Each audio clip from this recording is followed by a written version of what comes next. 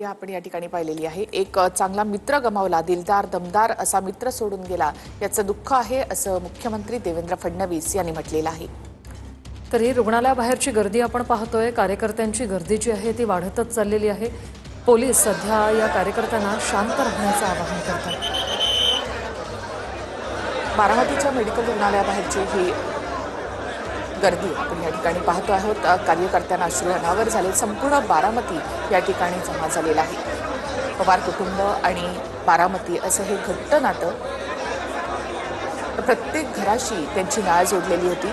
त्यामुळे कार्यकर्ते मोठ्या संख्येने आले। संपूर्ण राज्याच्या कानाकोपऱ्यातून राष्ट्रवादीचे कार्यकर्ते, दाद्यांवर प्रेम करणारा असा हा कार्यकर्ता या ठिकाणी आता दाखल झालाय। नेत्यांना तर अश्रू अनावर झालेच आहेत, मात्र कार्यकर्ते हे जे प्रत्येक कार्यकर्ता जो दादांशी जोडला गेलेला होता त्याला देखील अश्रू अनावर झाले।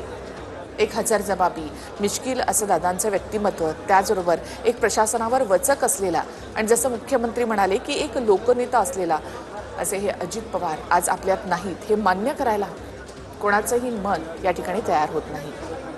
सकाळी अगदी 6 वाजल्यापासून काम करणारा नेत्या आणि शेतकऱ्यांच्या संघर्षामध्ये तात्काळ निर्णय घेणारा देखील नेता अजित पवार, असे हे अजित पवार प्रत्येक या कार्यकर्त्याच्या मनामध्ये कोरले गेलेले आहेत, महाराष्ट्राच्या मनामध्ये कोरले गेलेले आहेत। कालची मुख्यमंत्री फडणवीसांसोबतची अजित पवारांची ही शेवटची बैठक या ठिकाणी होती। पायाभूत सुविधा समितीच्या बैठकीला अजित पवार उपस्थित होते आणि हा शेवटचा फोटो असेल देवेंद्र फडणवीस यांच्यासोबतचा अजित पवारांचा। पायाभूत सुविधा समितीच्या बैठकीसाठी अजित पवार या ठिकाणी होते आणि त्या बैठकीमधला हा फोटो आहे। म्हणजे पुणे, पिंपरी चिंचवड या ठिकाणचा पराभव पचवून दादा पुन्हा एकदा जिल्हा परिषद, पंचायत समिती निवडणुकांच्या प्रचाराला लागले होते। त्याचबरोबर पुन्हा एकदा जी पायाभूत सुविधांसाठीची ही बैठक होती त्यामध्ये सुद्धा दादा सहभागी झाले।